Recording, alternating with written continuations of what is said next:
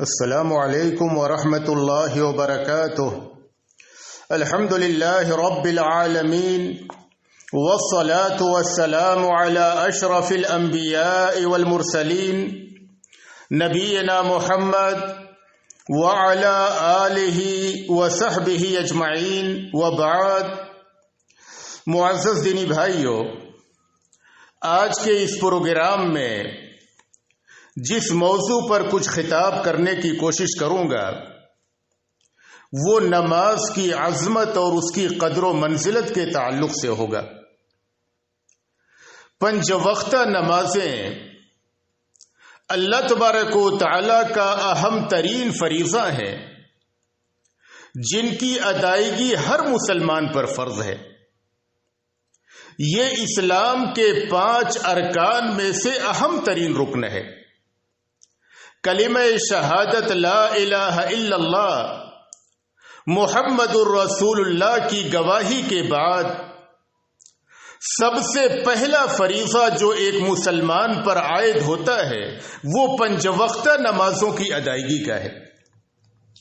حضرت عبداللہ بن عمر رضی اللہ عنہ بیان کرتے ہیں کہ نبی اکرم صلی اللہ علیہ وسلم نے فرمایا، بنی الاسلام علی 5 شہادت اللہ الہ الا اللہ وان محمد رسول اللہ واقام الصلاة وایتاء الزکاة وصوم رمضان وحج البیت۔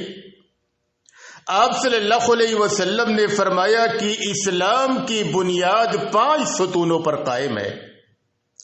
سب سے پہلے نمبر پہ کلمہ لا الہ الا اللہ محمد الرسول اللہ صلی اللہ علیہ وسلم کی گواہی دینا، دوسرے نمبر پہ نماز قائم کرنا، تیسرے نمبر پہ زکوٰۃ کی ادائیگی کرنا، چوتھے نمبر پہ رمضان کے روزے رکھنا اور 5ویں نمبر پہ خانہ کعبہ کا حج کرنا۔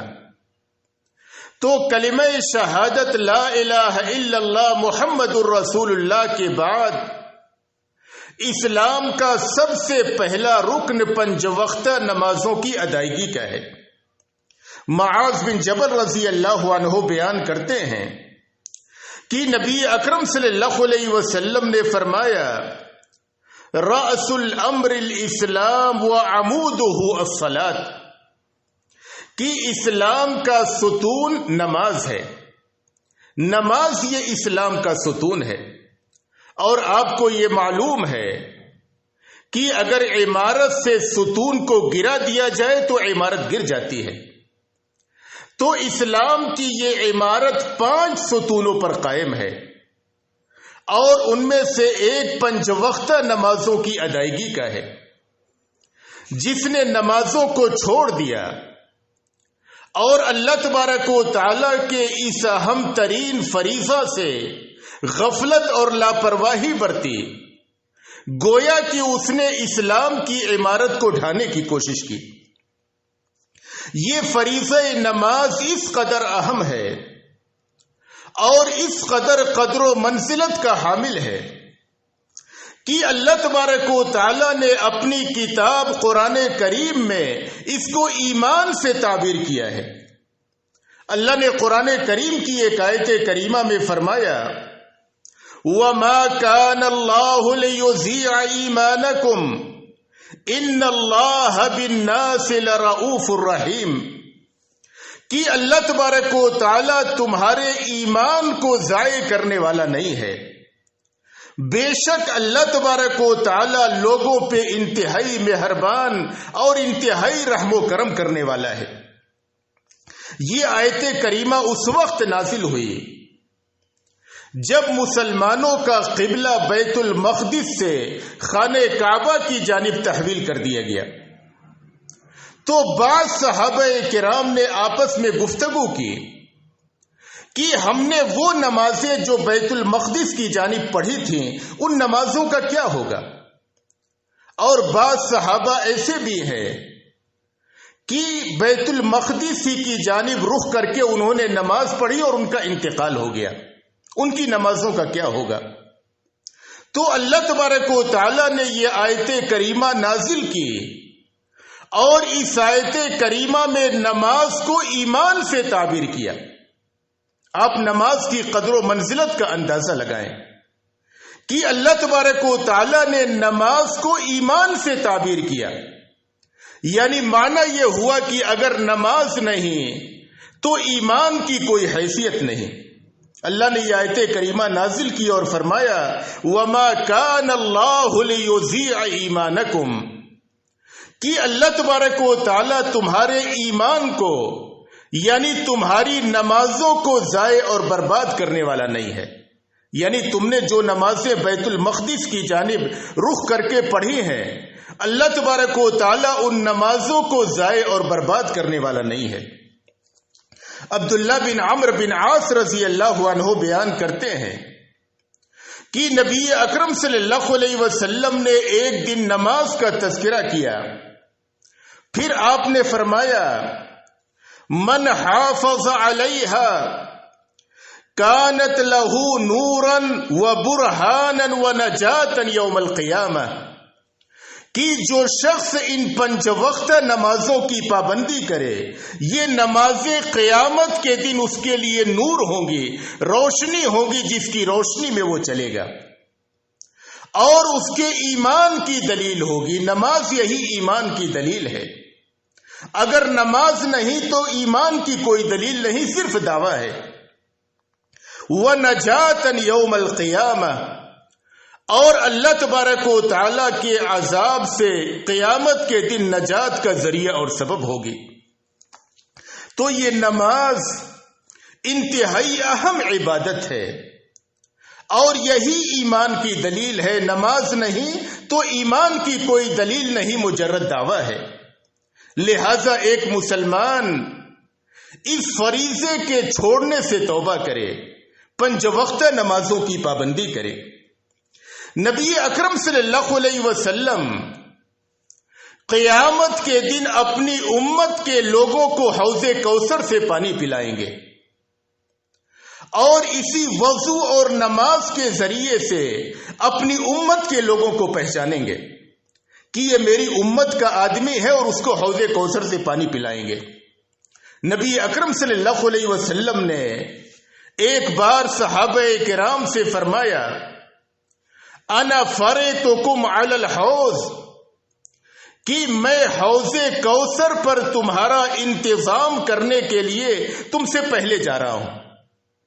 عربی زبان میں فرد کہتے ہیں اس شخص کو جو مہمان کے آنے کی خبر سن کر کے اپنے گھر پہ پہلے پہنچ جائے تاکہ اس کا انتظام کرے۔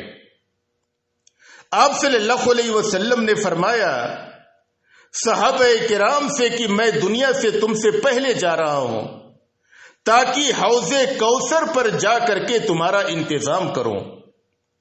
آپ نے فرمایا کہ من ورد شرب ومن شرب لم یظمأ ابدا، جو شخص حوض کوثر پر آئے گا اس سے پانی پیے گا، اور جو ایک بار پی لے گا پھر وہ کبھی بھی پیاسا نہ ہوگا۔ نبی اکرم صلی اللہ علیہ وسلم اپنی امت کے لوگوں کو حوض کوثر سے پانی پلائیں گے۔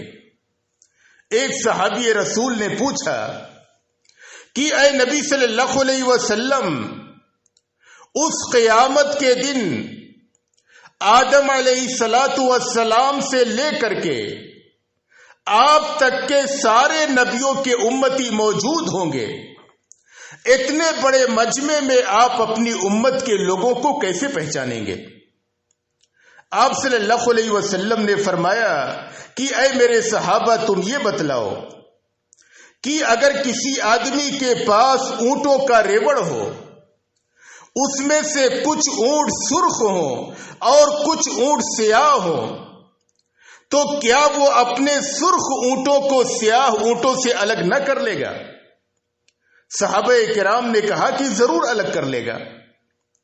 آپ صلی اللہ علیہ وسلم نے فرمایا ان امتی یاتون یوم القیامہ غرا محجلین من آثار الوضوء، کہ میری امت کے لوگ قیامت کے دن آئیں گے کہ وضو کے نشانات کی وجہ سے ان کے ہاتھ پاؤں اور چہرے چمک رہے ہوں گے. انہوں نے وضو کیا ہوگا, نمازیں پڑھی ہوں گی. اس کے ذریعے سے میں پہچان لوں گا کہ یہ میری امت کا آدمی ہے اور میں اسے حوض کوثر سے پانی پلاؤں گا. نبی اکرم صلی اللہ علیہ وسلم اپنے امتی کو پہچانیں گے اسی نماز کے ذریعے سے. جس نے وضو کیا ہوگا, نمازیں پڑھی ہوں گی, وہ نبی اکرم صلی اللہ علیہ وسلم کا امتی ہوگا اور اسے حوض کوثر سے پانی نصیب ہوگا. یہ نماز اس قدر اہم عبادت ہے اور اس کی قدر و منزلت اس قدر عظیم ہے کہ اللہ تبارک و تعالی سب سے پہلے قیامت کے دن اسی نماز کے بارے میں سوال کرے گا.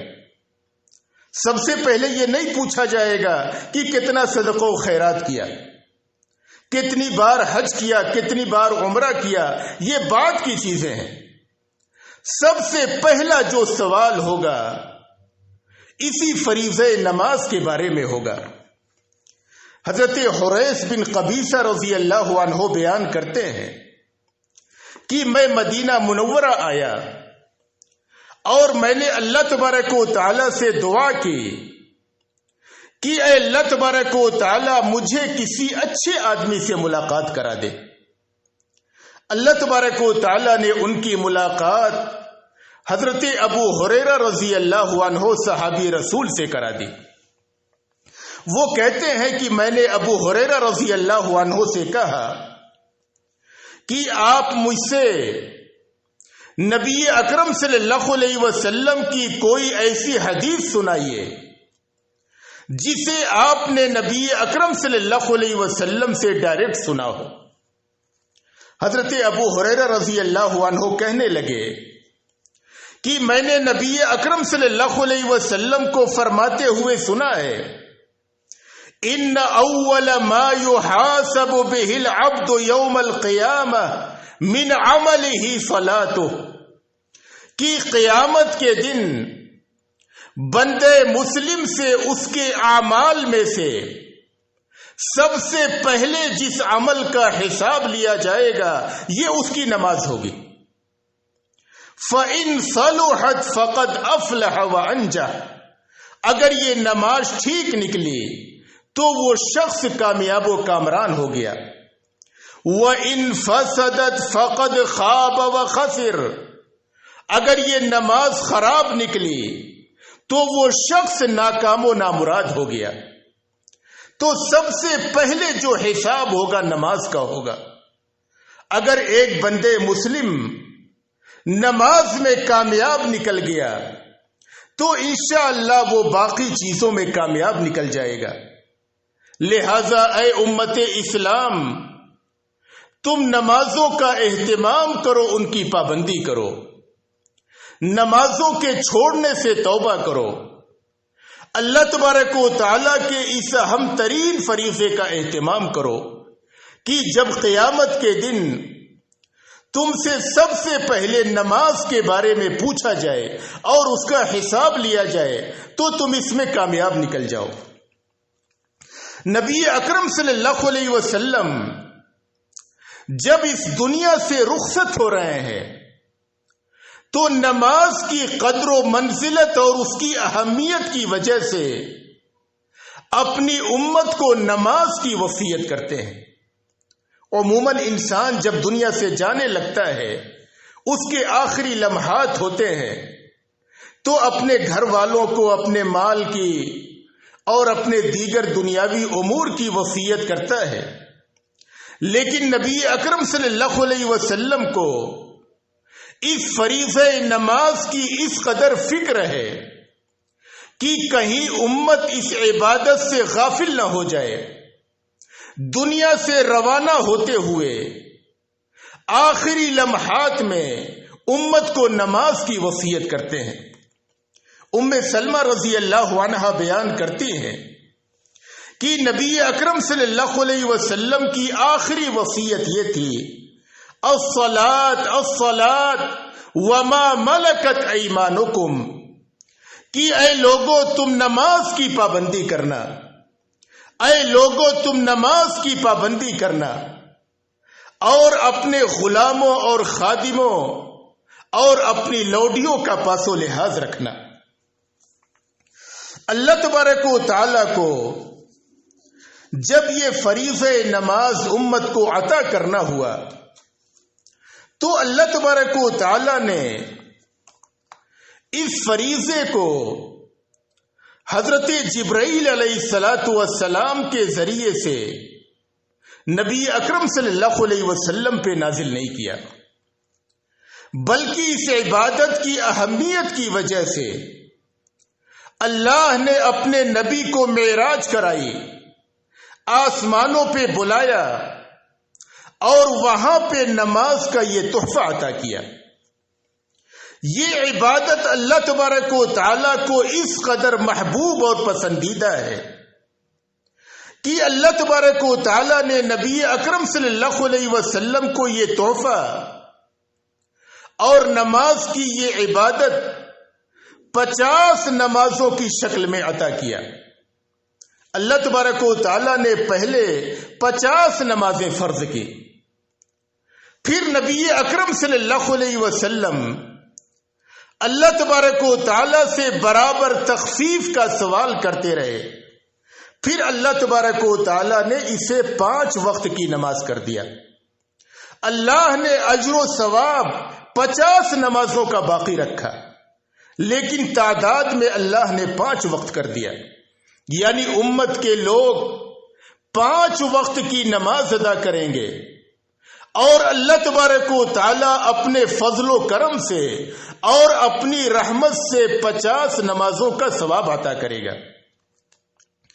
ابو علوان بیان کرتے ہیں کہ میں نے عبداللہ بن عباس رضی اللہ عنہ کو فرماتے ہوئے سنا، وہ کہہ رہے تھے کہ نبی اکرم صلی اللہ علیہ وسلم پہ 50 نمازیں فرض کی گئیں۔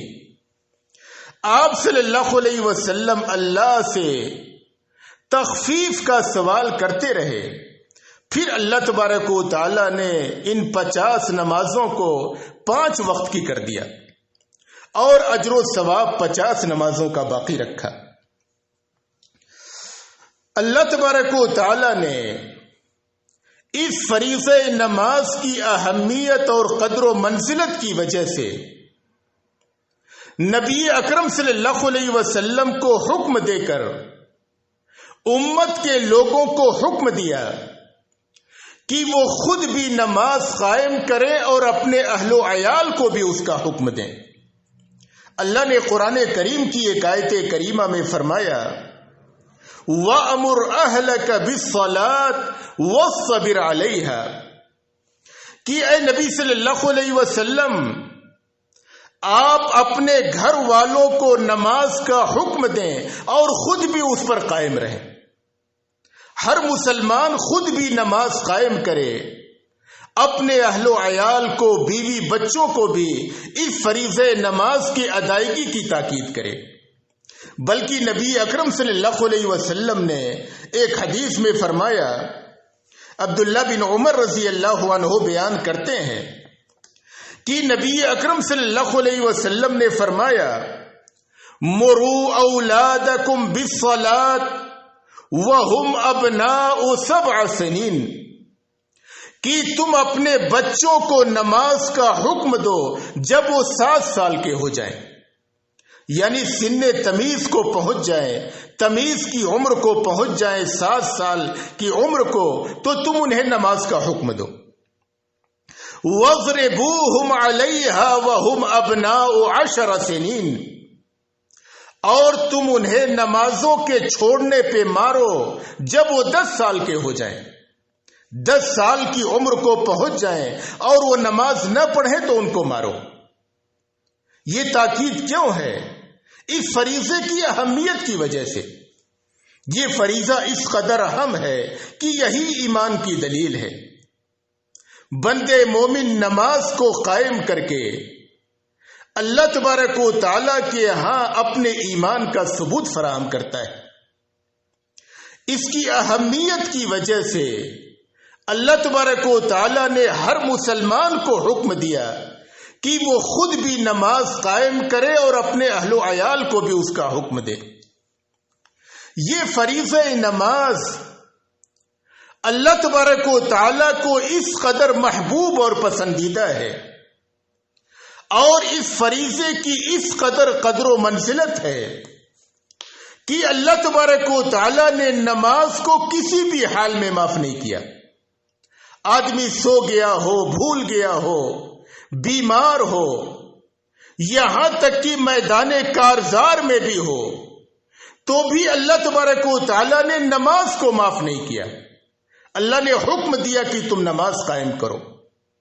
اگر کوئی شخص سو گیا یا یہ کہ نماز بھول گیا تو بھی نبی اکرم صلی اللہ علیہ وسلم نے حکم دیا کہ جب تم بیدار ہو یا یہ کہ جب تمہیں یاد آئے تو نماز ادا کرو۔ ایسا نہیں کہ بھول گئے تو معاف ہو گیا، سو گئے تو معاف ہو گیا۔ یہ فریضہ اس قدر اہم ہے۔ انس بن مالک رضی اللہ عنہ بیان کرتے ہیں کہ نبی اکرم صلی اللہ علیہ وسلم نے فرمایا، اذا رقد احدکم عن الصلاة او غفل عنها فلیصلیها اذا ذکرها، کہ جب تم میں کا کوئی شخص نماز سے سو جائے یا یہ کہ اس سے غافل ہو جائے، بھول جائے، تو جب اسے یاد آئے فوری طور پہ نماز ادا کرے۔ دوسری روایت میں ہے کہ اس کا کفارہ یہی ہے۔ آدمی سو کر کے اٹھا، دیکھا نماز کا وقت نکل گیا، فوری طور پہ نماز ادا کرے۔ بھول گیا تھا، جب اسے یاد آیا فوری طور پہ نماز ادا کرے، یہی اس کا کفارہ ہے۔ اس کے علاوہ اس کا کوئی دوسرا کفارہ نہیں ہے۔ یہاں تک کہ اللہ تبارک و تعالی نے حکم دیا کہ اگر کوئی شخص بیمار ہو، جس قدر بھی بیمار ہو، وہ نماز ادا کرے۔ کسی بھی حالت میں اس سے نماز معاف نہیں۔ اگر کھڑے ہو کر کے نہیں پڑھ سکتا، بیٹھ کر کے پڑھے۔ بیٹھ کر کے نہیں پڑھ سکتا، لیٹ کر کے پڑھے۔ لیٹ کر کے حرکت نہیں کر سکتا، آنکھوں کے اشارے سے پڑھے۔ جب تک اس کے ہوش و حواس باقی ہے اس سے نماز معاف نہیں ہے۔ حضرت عمران بن حسین رضی اللہ عنہ بیان کرتے ہیں کہ میں نے نبی اکرم صلی اللہ علیہ وسلم سے پوچھا، مجھے بواسیر کی بیماری تھی، میں نے اس بابت نبی اکرم صلی اللہ علیہ وسلم سے پوچھا کہ میں نماز کیسے پڑھوں؟ تو آپ صلی اللہ علیہ وسلم نے فرمایا، صلی قائما فَإِن لَّمْ تَسْتَطِعْ فَقَائِدًا فَإِن لَّمْ تَسْتَطِعْ فَعَلَىٰ جَنْبٍ، کہ تم کھڑے ہو کر کے نماز پڑھو، اگر اس کی طاقت نہ ہو تو بیٹھ کر کے پڑھو، اگر اس کی بھی طاقت نہ ہو تو لیٹ کر کے پڑھو۔ حضرت عبداللہ بن مسعود رضی اللہ عنہ کی ایک روایت میں ہے کہ نبی اکرم صلی اللہ علیہ وسلم کے زمانے میں اگر کوئی آدمی بیمار ہوتا تھا وہ بھی مسجد آتا تھا، یہاں تک کہ اگر اتنا بیمار ہوتا کہ چل کر کے نہیں آ سکتا تھا تو دو آدمی کے کندھوں کا سہارا دے کر کے آتا تھا اور مسجد میں نماز ادا کرتا تھا۔ تو نماز کسی بھی حال میں معاف نہیں ہے، اس قدر اہم ترین فریضہ ہے۔ ہم دیکھتے ہیں کتنے مسلمان نوجوان ہیں، صحت مند ہیں، گھروں میں بیٹھے ہوئے ہیں، مجلسوں میں بیٹھے ہوئے ہیں، دنیا میں مشغول ہیں، نمازوں سے غافل ہیں۔ مسلمانوں، اللہ کا خوف کھاؤ، اللہ تبارک و تعالیٰ کے عذاب سے ڈرو۔ تم اپنے دلوں میں جنت کی حرص، اس کی تڑپ اور اس کا شوق پیدا کرو، اور اللہ تبارک و تعالیٰ کی رحمت کے حصول کے لیے نمازیں قائم کرو، اللہ کے حکم کی تابعداری کرو، تاکہ اللہ تبارک و تعالیٰ تم سے راضی اور خوش ہو جائے اور اپنی رحمت سے تمہیں اپنی بنائی ہوئی جنت میں داخل فرما دے اور تم عذاب جہنم سے نجات پا جاؤ۔ اللہ نے فرمایا کہ فمن زحزح عن النار وَأُدْخِلَ الْجَنَّةَ فَقَدْ فَازَ، کہ جو آدمی عذاب جہنم سے بچا لیا گیا اور جنت میں داخل کر دیا گیا، وہ شخص کامیاب ہو گیا۔ اصل کامیابی یہی ہے کہ انسان کو جنت مل جائے۔ دنیا کی کامیابی کوئی بھی کامیابی نہیں، یہ چند روزہ زندگی ہے۔ نمازیں قائم کر کے، اللہ کے حکم کی تابعداری کر کے تم اپنے لیے جنت میں جگہ بنا لو۔ نبی اکرم صلی اللہ علیہ وسلم کے پاس ایک نابینا صحابی آتے ہیں، کہتے ہیں کہ اے نبی صلی اللہ علیہ وسلم، میں نابینا ہوں، میرا گھر مسجد سے دور ہے، کوئی آدمی میرے گھر پہ نہیں جو ہاتھ پکڑ کر کے مجھے مسجد پہنچا دے۔ راستے میں کیچڑ ہے، گندگی ہے، سانپ بچھو ہیں، کیا آپ مجھے اجازت دیتے ہیں کہ میں اپنے گھر میں نماز پڑھ لوں؟ نبی اکرم صلی اللہ علیہ وسلم پوچھتے ہیں، اتسمع النداء بالصلاۃ، کیا تم اذان کی آواز سنتے ہو؟ وہ صحابی کہتے ہیں کہ ہاں میں سنتا ہوں۔ آپ صلی اللہ علیہ وسلم نے فرمایا، فَأَجِبْ، اس کا جواب دو، مسجد میں آ کر کے نماز ادا کرو۔ نبی اکرم صلی اللہ علیہ وسلم نے نابینا صحابی کو اجازت نہ دی کہ تم گھر میں نماز پڑھ لو۔ ہمارے کتنے نوجوان ہٹھے کٹے ہیں، صحت مند ہیں، اذان کی آواز سنتے ہیں، بیٹھکوں میں گھروں میں بیٹھے ہوئے ہیں، نماز کے لیے نہیں آتے۔ مسلمانوں، تمہارے لیے مقام عبرت ہے، جب نابینا صحابی کو گھر میں نماز پڑھنے کی اجازت نہیں تو تمہیں صحت مند تندرست بینا ہو کر کے کیسے اجازت ہو سکتی ہے کہ بیٹھکوں میں بیٹھے رہو اور مسجد میں نماز کے لیے نہ آؤ؟ نمازوں کی پابندی کرو، بلکہ یہ فریضہ اس قدر اہم ہے کہ اللہ تبارک و تعالی نے میدان کارزار میں بھی اس نماز کو معاف نہیں کیا ہے۔ اگر دشمنوں سے لڑائی ہو رہی ہو، مسلمانوں اور کافروں کی فوجیں آمنے سامنے ہو، تو بھی یہ فریضہ نماز معاف نہیں ہے۔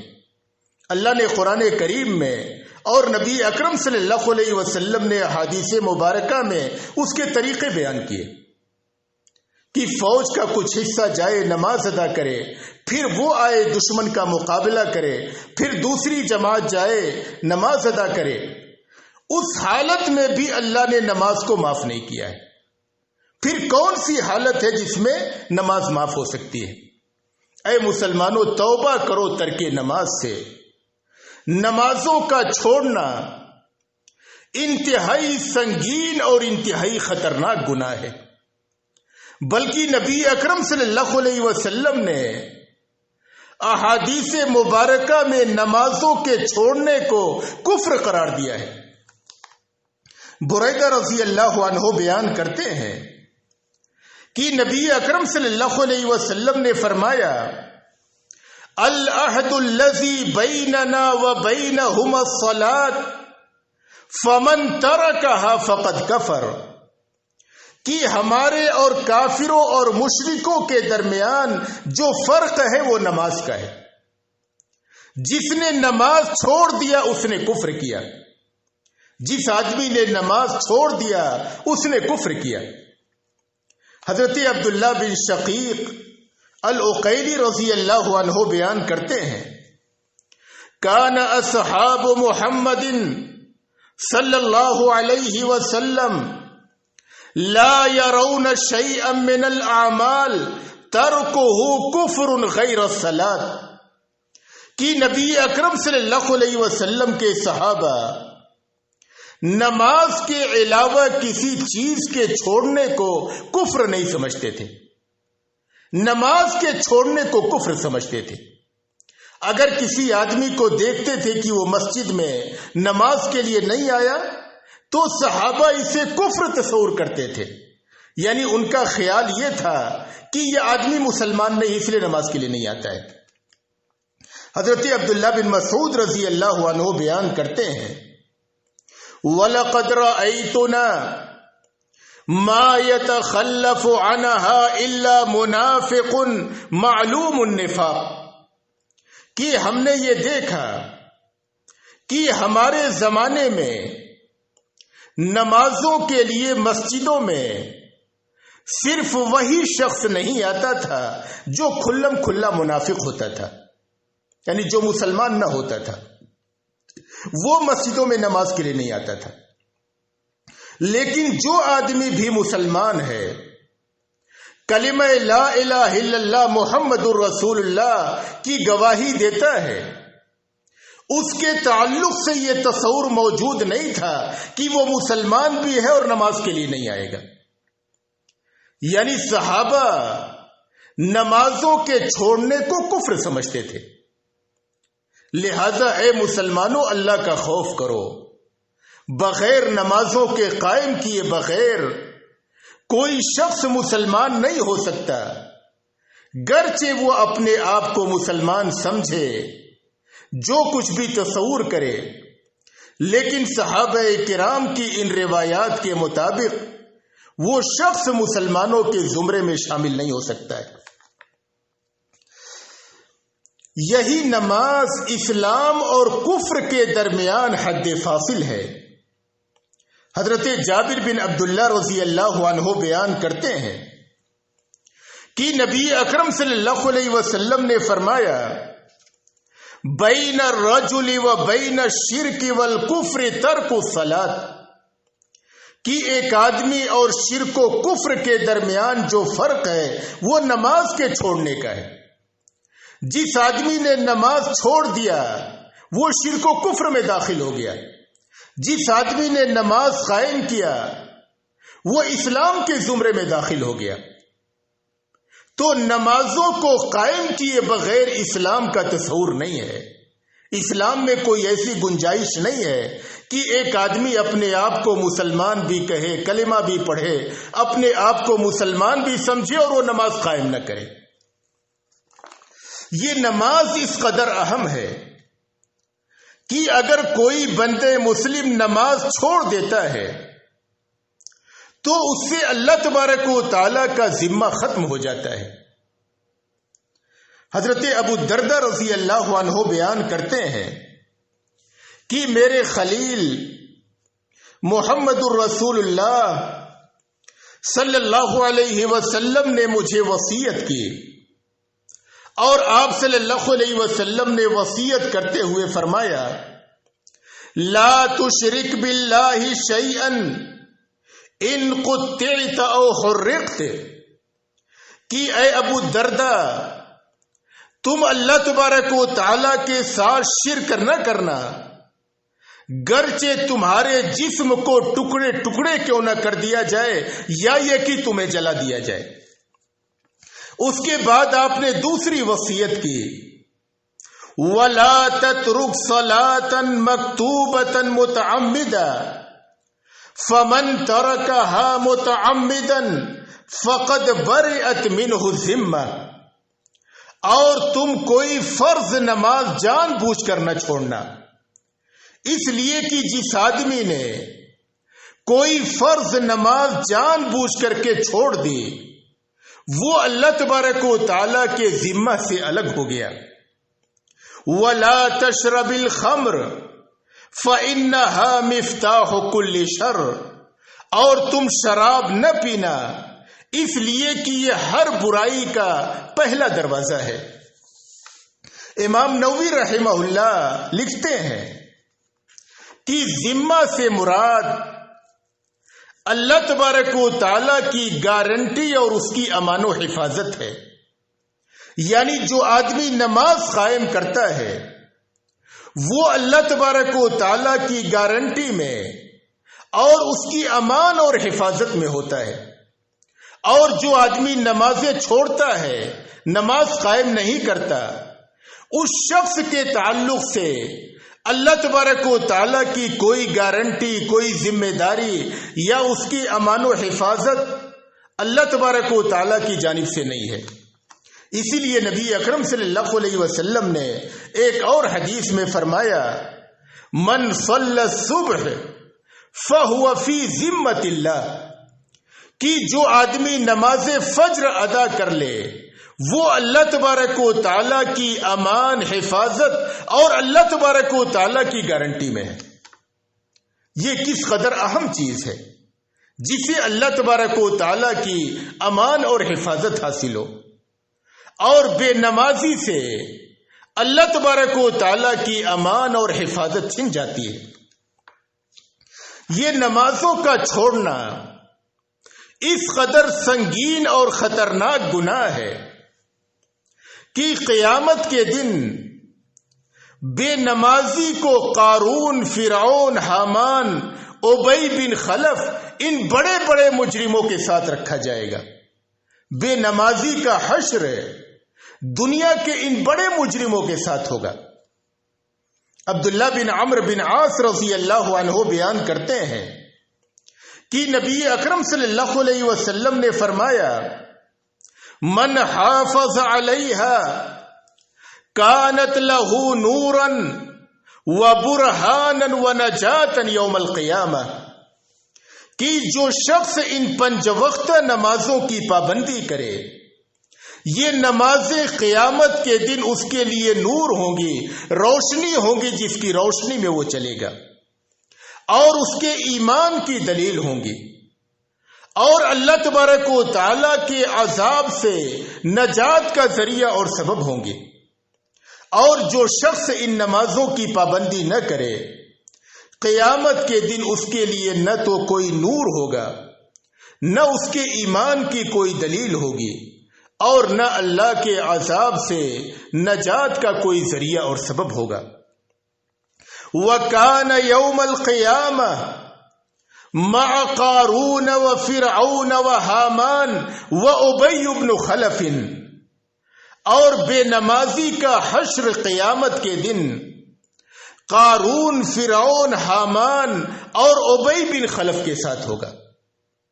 ان بڑے بڑے مجرموں کے ساتھ بے نمازی کو رکھا جائے گا، اس لیے کہ بے نمازی بھی دنیا کا بڑا مجرم ہے، اس نے اللہ کے حکم کی سرتابی کی ہے۔ اللہ نے قرآن کریم میں 114 مقامات پہ نماز کا ذکر کیا۔ اللہ نے بار بار مومنوں کو خطاب کیا اور فرمایا، یا ایھا الذین آمنوا اقیموا الصلاۃ وآتوا الزکاۃ، کہ اے وہ لوگوں جو ایمان لائے ہو تم نماز قائم کرو اور زکوٰۃ کی ادائیگی کرو۔ لیکن بے نمازی نے اللہ تبارک و تعالیٰ کے اتنے سارے حکموں کو پش پشت ڈال دیا، اللہ کے ان حکموں سے بغاوت کی، اللہ تبارک و تعالیٰ کے ان فرامین کو ٹھکرا دیا۔ دنیا کا بڑا مجرم ہے، اسے دنیا کے ان بڑے مجرموں کے ساتھ قیامت کے دن رکھا جائے گا۔ بے نمازی کا ٹھکانہ جہنم ہوگا۔ جو آدمی نمازیں چھوڑتے چھوڑتے مر جائے اور مرنے سے پہلے سچی توبہ نہ کرے، بے نمازی کا ٹھکانہ جہنم ہوگا۔ اللہ نے قرآن کریم میں فرمایا، فَخَلَفَ مِن بَعْدِهِمْ خَلْفٌ أَضَاعُوا الصَّلَاةَ وَاتَّبَعُوا الشَّهَوَاتِ فَسَوْفَ يَلْقَوْنَ غَيًّا، کہ بعد میں کچھ خراب لوگ پیدا ہوئے جنہوں نے نمازوں کو ضائع کر دیا۔ ہمارے اسلاف کے ہاں یہ بیماری نہ تھی، صحابہ و تابعین اس بات کو نہیں جانتے تھے کہ کوئی آدمی مسلمان بھی ہوگا اور نماز نہیں پڑھے گا۔ وہ مسلمان ہونے کا دعویٰ بھی کرے گا، اپنے آپ کو مسلمان سمجھے گا اور وہ نماز نہیں پڑھے گا۔ صحابہ و تابعین اس بات کو نہیں جانتے تھے۔ یہ بیماری بعد کی ہے، بعد میں کچھ خراب لوگ پیدا ہوئے جنہوں نے نمازوں کو ضائع کر دیا۔ وہ اپنے آپ کو مسلمان بھی کہتے رہے اور نمازیں بھی چھوڑتے رہے۔ تو اللہ نے فرمایا کہ فخلف من بعدہم خلف اضاعوا الصلاۃ، کہ بعد میں کچھ خراب لوگ پیدا ہوئے جنہوں نے نمازوں کو ضائع کر دیا۔ واتبعوا الشہوات، اور اپنی نفسانی خواہشات کی پیروی کی، اپنے نفس کے غلام بن کے رہے، اللہ کے حکموں کی غلامی چھوڑ کر اپنے نفس کے غلام بن گئے۔ دل نے جو کہا وہ کیا، دل نے کہا سو جاؤ سو گئے، دل نے کہا آرام کرو آرام کیا، دل نے جو کہا وہ کیا، دل کی غلامی کی۔ اللہ فرماتا ہے فَسَوْفَ يَلْقَوْنَ غَيًّا، ایسے لوگ جہنم کی وادی غی میں ڈالے جائیں گے۔ جہنم میں ایک وادی ہے جس کا نام غی ہے، جہنمی لوگوں کا ٹھکانہ غی ہوگا، اس جہنم میں وہ لوگ ڈالے جائیں گے۔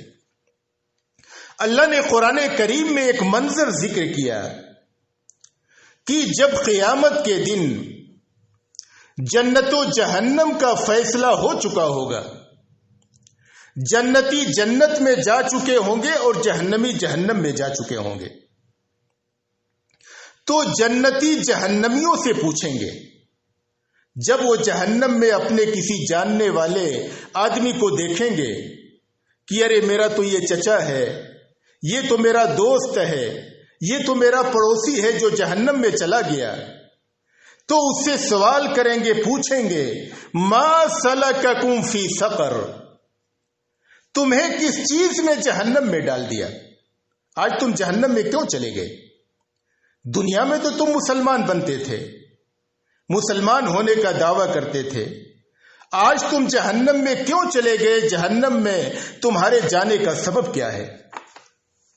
تو قرآن کریم نے بیان کیا کہ ان کا پہلا جواب یہ ہوگا، وہ کہیں گے قالوا لم نک من المصلین، وہ کہیں گے ہم نمازیوں میں سے نہ تھے۔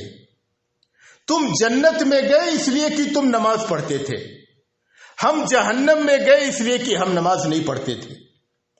وَلَمْ نَكُ نُطْعِمُ الْمِسْكِينَ، ہم غریبوں مسکینوں کو کھانا بھی نہیں کھلاتے تھے۔ آپ بیشتر دیکھیں گے کہ جس آدمی کو نماز سے کوئی واسطہ نہیں، وہ غریبوں مسکینوں کا خیال بھی نہیں رکھتا ہے، تو وہ شخص کہے گا کہ ہم نماز نہیں پڑھتے تھے، ہم غریبوں مسکینوں کو کھانا نہیں کھلاتے تھے۔ وَكُنَّا نَخُوضُ مَعَ الْخَائِضِينَ، ہم گپ شپ کرنے والوں کے ساتھ گپ شپ کیا کرتے تھے، دنیا کی رنگ رنگیلیوں میں لگے ہوئے تھے، اسی میں مست و مگن تھے، آخرت کو بھولے ہوئے تھے، قیامت کے دن کا کوئی ہوش نہیں تھا، اسے جھٹلاتے بھی تھے۔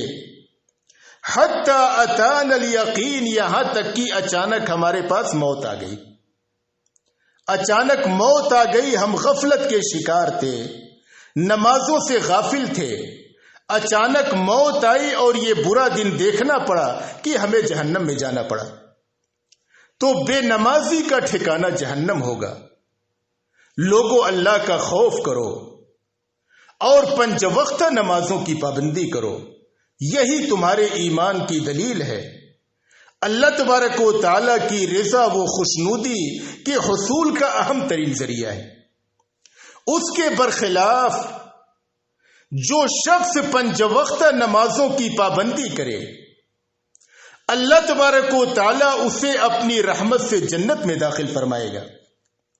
حضرت عبادہ بن صامت رضی اللہ عنہ بیان کرتے ہیں کہ نبی اکرم صلی اللہ علیہ وسلم نے فرمایا، خمس صلوات كتبهن الله عز وجل فمن جاء بهن ولم يضيع منهن شيئا استخفافا بحقهن كان على الله احد ان يدخله الجنة، کہ یہ 5 وقت کی نمازیں ہیں جنہیں اللہ تبارک و تعالی نے فرض قرار دیا ہے، لہذا جو شخص ان 5 وقت کی نمازوں کی ادائیگی کرے اور ان میں سے کسی نماز کو حقیر اور معمولی سمجھ کر کے ضائع نہ کرے، تو اللہ تبارک و تعالی پر وعدہ ہے کہ اللہ اسے جنت میں داخل فرمائے گا۔ اس حدیث کی روشنی میں نمازی اس کا ٹھکانہ جنت ہوگا، اور اللہ تبارک و تعالیٰ کے فرامین کی روشنی میں بے نمازی اس کا ٹھکانہ جہنم ہوگا۔ ہر مسلمان اللہ کی بارگاہ میں سچی توبہ کرے، خود بھی نماز قائم کرے اور اپنے اہل و عیال کو بھی نمازوں کا حکم دے۔ اللہ تبارک و تعالیٰ سے دعا ہے کہ اللہ تبارک و تعالیٰ ہمیں اور تمام تر مسلمانوں کو 5 وقتہ نمازوں کی ادائیگی کرنے والا بنا دے۔